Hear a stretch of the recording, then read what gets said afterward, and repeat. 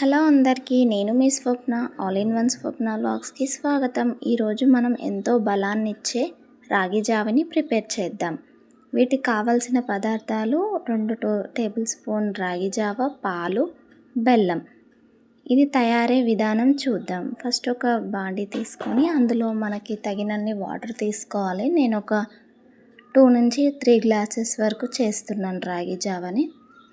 దానికి తగ్గట్టు వాటర్ తీసుకొని అందులోనే మనము ఒక చిన్న బెల్లం ముక్క కానీ లేదంటే తరిగిన బెల్లం కానీ వేసుకోవాలి. నేనైతే చిన్న బెల్లం ముక్క అయితే వేశాను.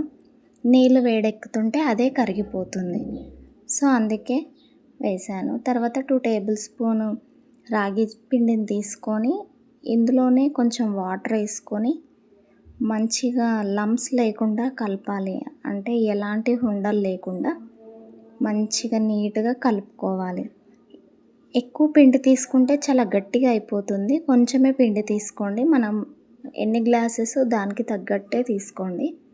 నేను ఒక 3 గ్లాసెస్ వరకు కాబట్టి ఒక 2 టేబుల్ స్పూన్ తీసుకున్నా.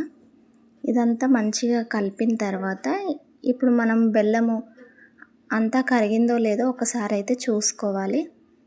చూడండి, బెల్లం అయితే అంతా కరిగిపోయింది.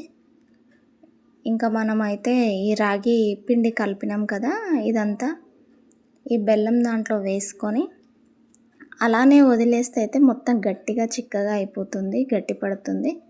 మెల్లిమెల్లిగా కలుపుతూనే ఉండాలి. కలపకపోతే మొత్తం గట్టిగా అయిపోతుంది.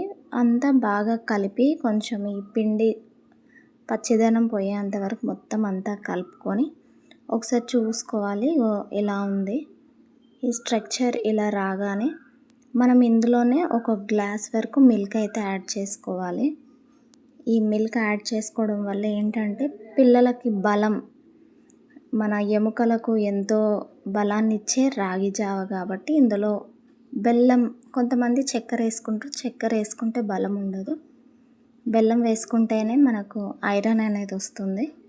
సో ఇంకా పాలు కూడా వేసుకొని మొత్తం అంతా కలిసేలాగా కలుపుకున్నాను.